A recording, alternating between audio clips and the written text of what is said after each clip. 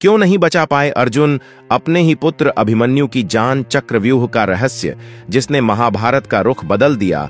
महाभारत के इतिहास में सबसे भावनात्मक प्रसंग जब अर्जुन का वीर पुत्र अभिमन्यु चक्रव्यूह में फंस गया और पूरे युद्ध भूमि पर धर्म, नियति और करुणा एक साथ टकरा गए। ये केवल युद्ध की कहानी नहीं, बल्कि उस अनसुनी दृष्टि की कथा है जिसे सुनकर हर इंसान का हृदय पिघल जाता है। तो इस कहानी को ध्यान से सुने, और अगर आपको कहानी अच्छी लगे तो इस वीडियो को लाइक, सब्सक्राइब जरूर कर लेना। तो चलिए शुरू करते हैं। कुरुक्षेत्र, जहां धरती का हर कण उस दिन कराह रहा था। चारों ओर युद्ध के नगाड़े बज रहे थे, घोड़ों की हिनहिनाहट, रथों के पहियों की गर्जना और युद्ध भूमि की धूल में घुल चुका था रक्त का सुगंध। वह सुगंध जो विजय की नहीं बल्कि बलिदान की थी। उस दिन सूरज कुछ जल्दी उगा था, जैसे उसे भी पता था कि आज किसी महान आत्मा का अस्त होना तय है।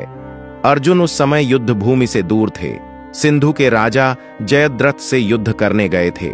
उन्हें क्या पता था कि जिस पुत्र के लिए उन्होंने धनुष उठाया वही पुत्र आज चक्रव्यूह में फंसने वाला है।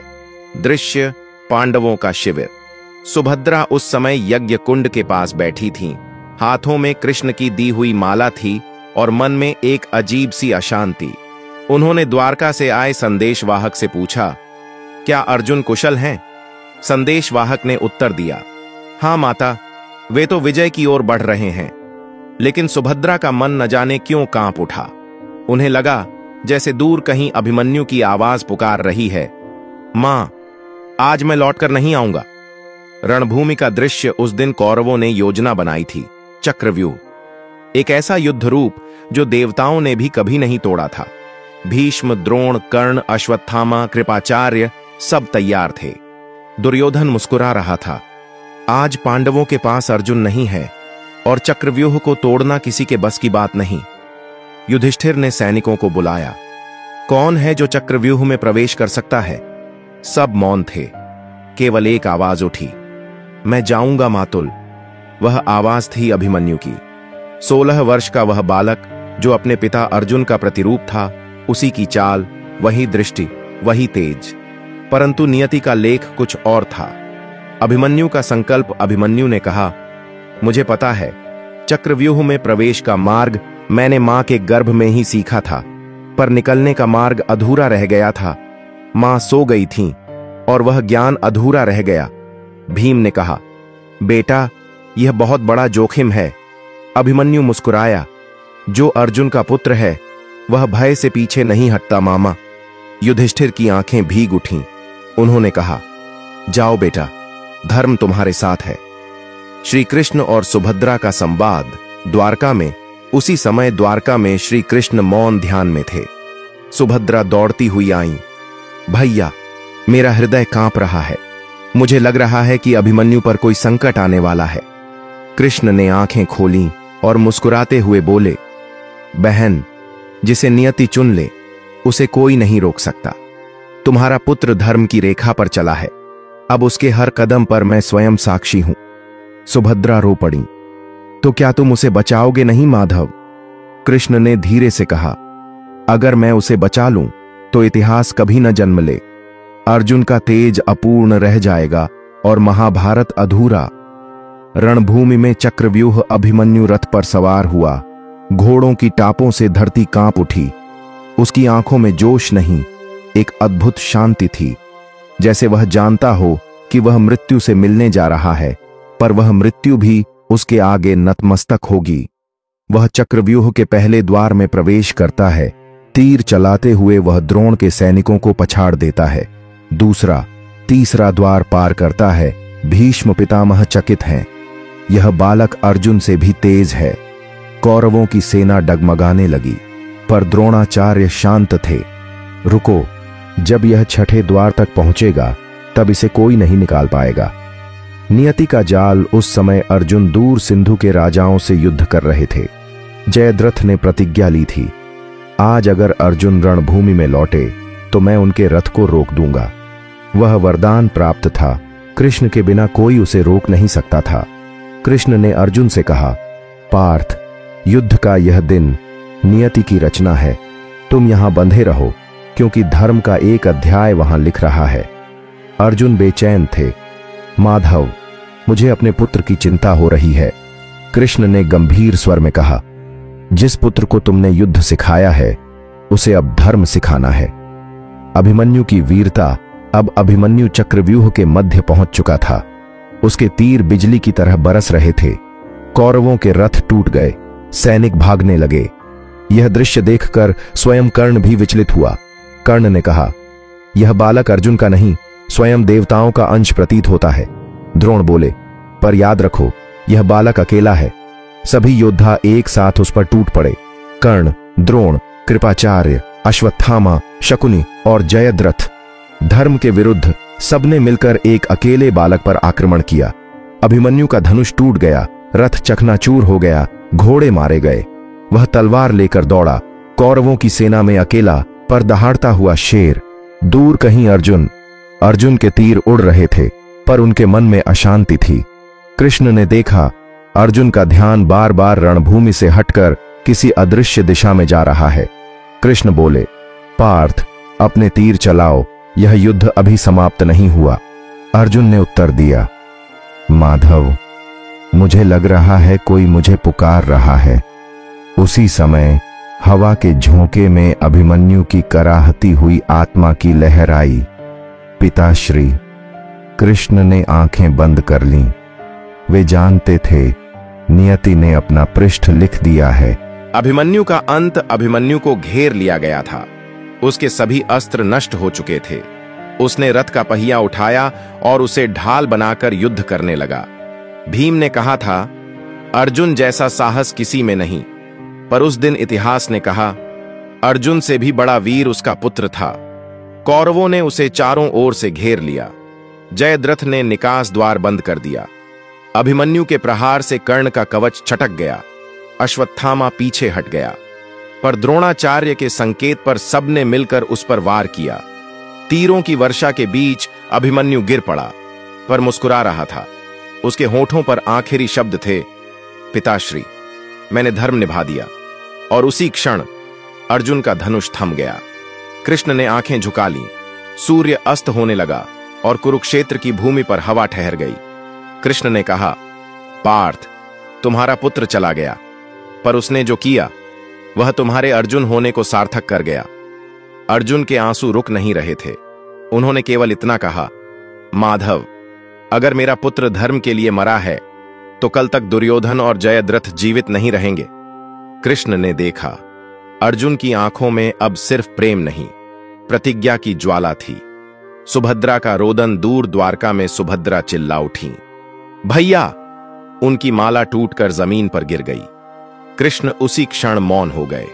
उन्होंने कहा, अब महाभारत का अगला अध्याय आरंभ होगा, जहां एक पिता अपने पुत्र का प्रतिशोध नहीं बल्कि धर्म का संपूर्ण अर्थ खोजेगा। भाग 2। अर्जुन की प्रतिज्ञा। जब पिता से योद्धा बन गया अर्जुन, कुरुक्षेत्र की उस शाम जब सूर्य अस्त होने लगा था, आकाश रक्तवर्ण हो उठा था, जैसे स्वयं देवता भी शोक में डूबे हों। चारों ओर फैली थी टूटे रथों की लकड़ी, बिखरे तीर, गिरे हुए झंडे और मृत सैनिकों की निःशब्द देहें। धूल में एक रक्त सनी अंगूठी पड़ी थी, अभिमन्यु की। भीम, नकुल, सहदेव और युधिष्ठिर मौन खड़े थे। कोई कुछ नहीं बोल पा रहा था। हर किसी के चेहरे पर वही प्रश्न था, क्या यह युद्ध धर्म था या विनाश? जब अर्जुन लौटा, रथ की आवाज सुनाई दी। कृष्ण का रथ लौट रहा था। अर्जुन के चेहरे पर थकान नहीं बल्कि एक भयंकर शांति थी, जैसे कोई तूफान भीतर छिपा हो। भीम दौड़कर आगे बढ़े। पार्थ, हमारे अभिमन्यु! अर्जुन के कदम रुक गए। कृष्ण ने कुछ नहीं कहा, बस एक संकेत दिया। अर्जुन ने सब समझ लिया। उनकी सांसें रुक गईं, आंखें फैल गईं और होठों से केवल इतना निकला, अभिमन्यु। कृष्ण ने धीरे से कहा, वह अब नहीं रहा पार्थ। कुछ पल के लिए समय ठहर गया। अर्जुन के हाथ से धनुष गिर पड़ा। वह जमीन पर बैठ गए। आकाश गरजने लगा, हवा तेज हो गई, जैसे प्रकृति भी उस पिता के दुख को महसूस कर रही थी। अर्जुन का मौन रोदन किसी ने अर्जुन को कभी रोते नहीं देखा था, पर उस दिन उनकी आंखों से आंसू नहीं, अग्नि बह रही थी। उन्होंने आकाश की ओर देखा। हे प्रभु, यह कैसा न्याय है? मैं धर्म के लिए लड़ा, पर धर्म ने ही मेरे पुत्र को निगल लिया। कृष्ण पास आए। पार्थ, तुम्हारा पुत्र मरा नहीं है, वह उस स्थान पर गया है जहां वीरों का स्थान होता है। अर्जुन बोले, नहीं माधव, वह केवल मेरा पुत्र नहीं था, वह मेरा वंश था, मेरी आत्मा का अंश था। जिसे तुमने नियति कहा, वह आज मुझे शाप जैसी लग रही है। युधिष्ठिर का अपराध बोध, युधिष्ठिर आगे बढ़े, उनके सिर झुके हुए थे। पार्थ, अभिमन्यु को मैंने ही भेजा था, अगर मैं रोक देता तो शायद। अर्जुन ने हाथ उठाया। नहीं भ्राता, उसे कोई नहीं रोक सकता था, क्योंकि वह मेरे समान था। जो एक बार धर्म के पथ पर चल पड़े वह रुकता नहीं। कृष्ण ने गहरी सांस ली। अब जो होना था हो चुका, पर अब जो करना है वह संसार देखेगा। अर्जुन की प्रतिज्ञा। अर्जुन उठे, उनकी आंखों में बिजली चमक रही थी। उन्होंने धनुष उठाया और कहा, सुनो सब लोग, जब तक मैं जयद्रथ का वध नहीं कर दूंगा, तब तक न मैं विश्राम लूंगा, न जल ग्रहण करूंगा, न सोऊंगा। अगर कल सूर्यास्त तक जयद्रथ जीवित रहा तो मैं स्वयं अग्नि में प्रवेश कर जाऊंगा। यह कहते ही युद्ध भूमि में शांति छा गई। हर योद्धा कांप उठा। भीष्म पितामह ने दूर से कहा, अब धर्म और अधर्म के बीच अंतिम सीमा खिंच चुकी है। कौरव शिविर में भय, कौरवों के शिविर में रात बेचैन थी। जयद्रथ के चेहरे पर भय स्पष्ट था।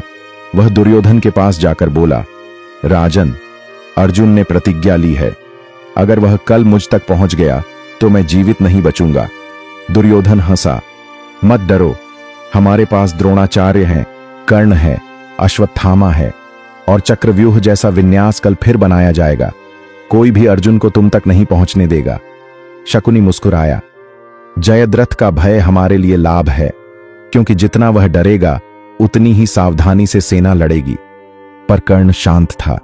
उसने कहा, दुर्योधन, तुम नहीं जानते अर्जुन कौन है। वह जब पुत्र खोने वाला पिता बन जाता है तो देवता भी उसके मार्ग में नहीं खड़े रह सकते। अगली सुबह, युद्ध का दूसरा दिन, सूर्योदय से पहले अर्जुन ने ध्यान लगाया। कृष्ण रथ पर खड़े थे। उन्होंने कहा, पार्थ, आज सूर्यास्त से पहले तुम्हें जयद्रथ का वध करना है, पर याद रखो, तुम्हारा मार्ग आसान नहीं होगा।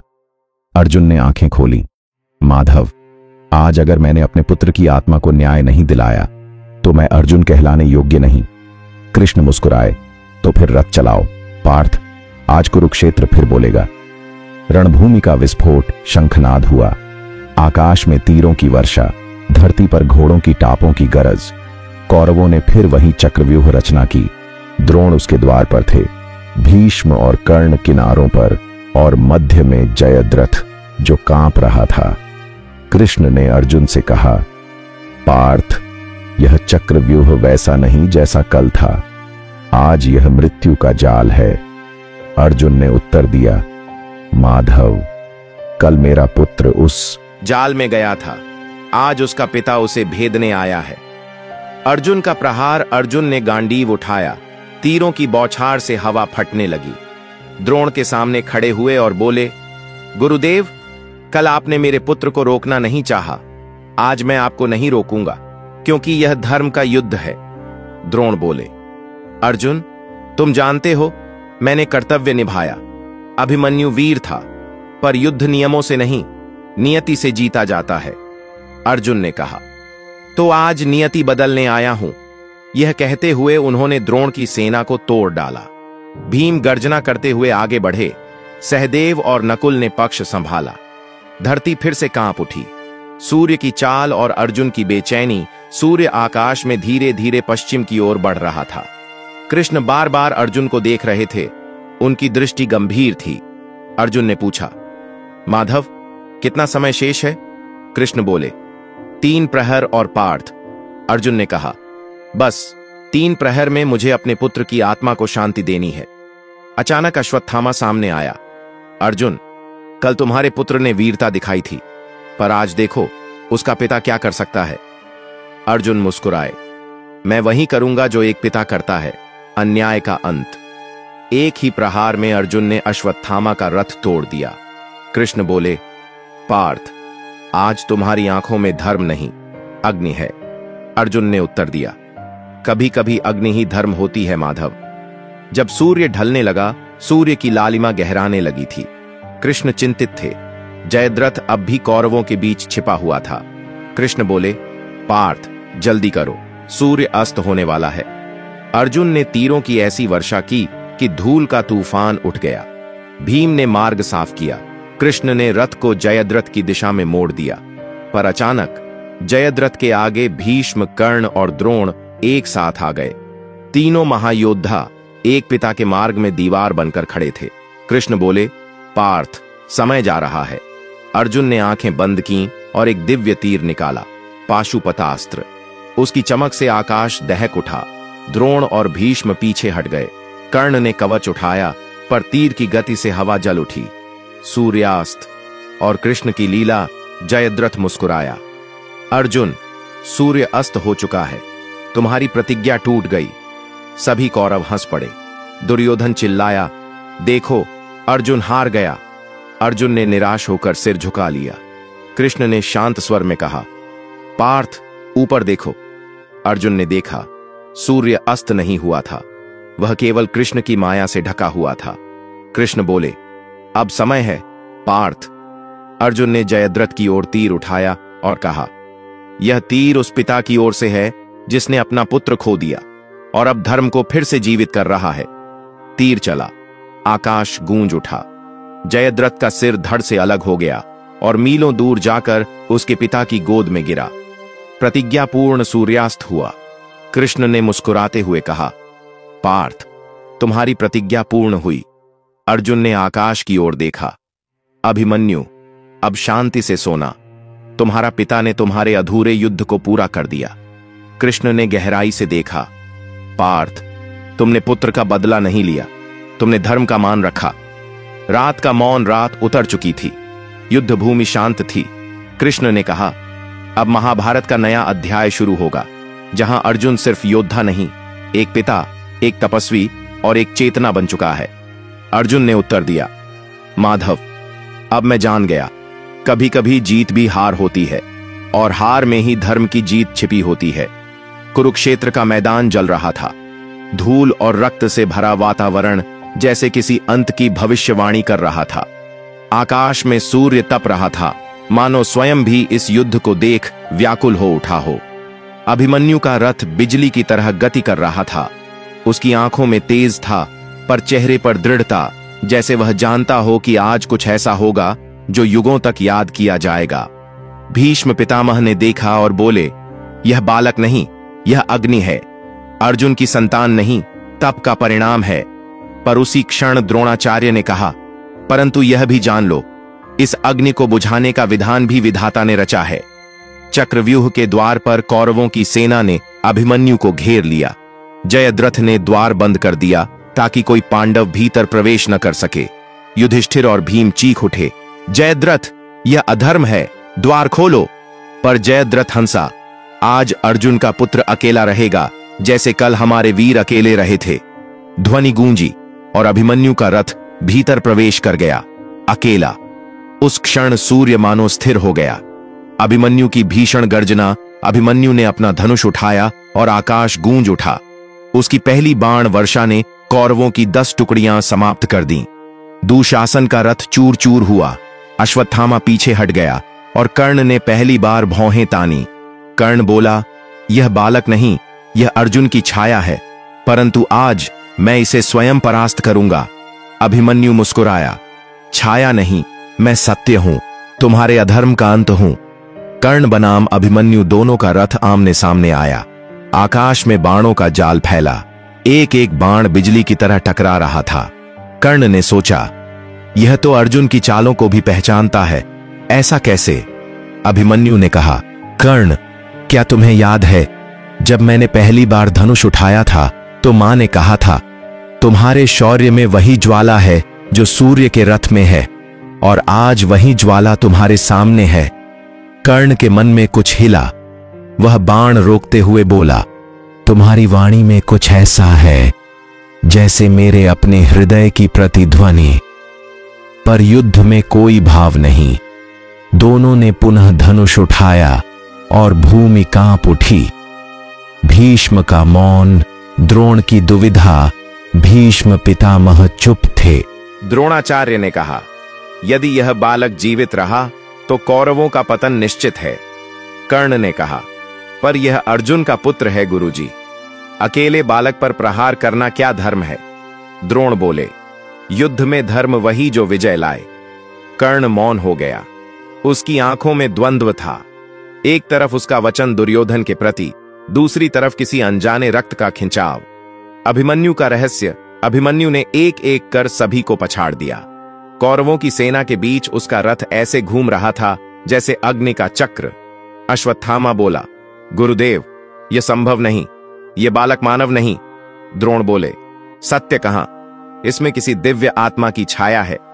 पर अभिमन्यु स्वयं जानता था कि उसकी आत्मा में कुछ ऐसा है जो अर्जुन से भी प्रबल है, क्योंकि वह केवल अर्जुन का पुत्र नहीं था, वह उस दिव्य शक्ति का अंश था जो महाभारत के युद्ध को दिशा देने आई थी। चक्रव्यूह का 7वां द्वार। अभिमन्यु जैसे जैसे भीतर बढ़ा, द्वार जटिल होते गए। वह अपने पिता की तरह हर रणनीति को समझ रहा था, पर एक रहस्य था। अर्जुन ने उसे केवल 6ठे द्वार तक की विधि बताई थी। 7वां द्वार अगम्य था। फिर भी वह बढ़ा, क्योंकि उसके भीतर कोई कह रहा था, मत रुक अभिमन्यु, यह मार्ग तू नहीं, स्वयं नियति तय कर रही है। अभिमन्यु बनाम कौरव सेना अब सब एकजुट हो गए। द्रोण, कर्ण, कृपाचार्य, अश्वत्थामा, दुशासन, शल्य, सभी। 7 दिशाओं से बाणों की वर्षा। अभिमन्यु का कवच टूट गया, पर उसका मन नहीं टूटा। उसने अपने रथ की ध्वजा उखाड़ी और उसे अस्त्र बना लिया। धरती कांप उठी। उसने कौरवों के 5 सेनापतियों को एक ही वार में निष्क्रिय कर दिया। कर्ण चिल्लाया, रुको, यह युद्ध नहीं, अन्याय है। दुर्योधन गर्जा, कर्ण, आज धर्म अधर्म की बात मत करो, इसे रोकना ही होगा। अभिमन्यु का पतन। अभिमन्यु का धनुष टूट चुका था, उसके बाण समाप्त थे। कर्ण ने उसका रथ चूर कर दिया। वह निहत्था था, पर हार नहीं मानी। उसने रथ का पहिया उठाया और दुर्योधन पर झपटा। भीष्म की आंखें नम हो गईं। कृष्ण दूर खड़े थे। उन्होंने कहा, यही धर्म का समय है जहां बालक देवता बन जाता है। कौरवों ने मिलकर वार किए। अभिमन्यु गिर पड़ा। धरती पर रक्त की धारा बही। आकाश गूंज उठा, जय अभिमन्यु। अभिमन्यु के अंतिम शब्द मरते समय अभिमन्यु ने आकाश की ओर देखा। उसके होठों से धीरे से निकला, मां, पिता, मत रोना, मैं वहां जा रहा हूं जहां कर्तव्य का अंत नहीं, केवल आरंभ है। कर्ण उसके पास आया। वह झुका। उसकी आंखों में करुणा थी। बालक, तुझे मारकर मैंने कुछ नहीं पाया, कुछ खो दिया है। अभिमन्यु मुस्कुराया। कर्ण, तुम्हारे भीतर कोई ऐसा सत्य है जिसे तुम भी नहीं जानते। कर्ण ने आंसू रोकते हुए पूछा, क्या तुम जानते हो मैं कौन हूं? अभिमन्यु बोला, हां पिता, और उसने आंखें बंद कर ली। कर्ण का मौन विलाप। कर्ण वहीं बैठ गया, रक्त रंजित भूमि पर। कौरव सेना जयकार कर रही थी, पर उसके कानों में सब मौन था। उसके भीतर तूफान था। क्या मैंने अपने ही रक्त को मिटा दिया? क्या यही मेरा धर्म था? कृष्ण ने दूर से देखा और बोले, हर सत्य एक दिन स्वयं प्रकट होता है कर्ण, आज नहीं, पर जब अर्जुन रोएगा तब तू समझेगा अभिमन्यु कौन था। कृष्ण का संदेश। युद्ध समाप्त नहीं हुआ था, पर उस दिन कुरुक्षेत्र पर जो सूर्य अस्त हुआ वह केवल एक बालक की मृत्यु नहीं थी, वह धर्म और अधर्म के अंतर की परिभाषा थी। कृष्ण ने कहा, आज से यह भूमि केवल रक्त की नहीं रहेगी, यह स्मृति की भूमि बनेगी, जहां हर योद्धा अपने कर्म से स्वयं को पहचान पाएगा। अंतिम दृश्य। रात्रि गहरी थी। कौरवों के शिविर में मौन था। कर्ण अकेला बैठा आकाश देख रहा था। एक तारा टूटा, मानो अभिमन्यु का आत्मा स्वर्ग जा रहा हो। कर्ण ने फुसफुसाया, यदि तुम सच में मेरे पुत्र थे तो अगला सूर्य मेरे लिए क्षमा लेकर आए। अगर अभिमन्यु की ये कहानी सुनकर तुम्हारे दिल में भी एक टीस उठी हो तो इस वीडियो को लाइक जरूर करना भाई, ताकि महाभारत के इस सच तक और भी लोग पहुंच सकें। और हां, सब्सक्राइब करना मत भूलना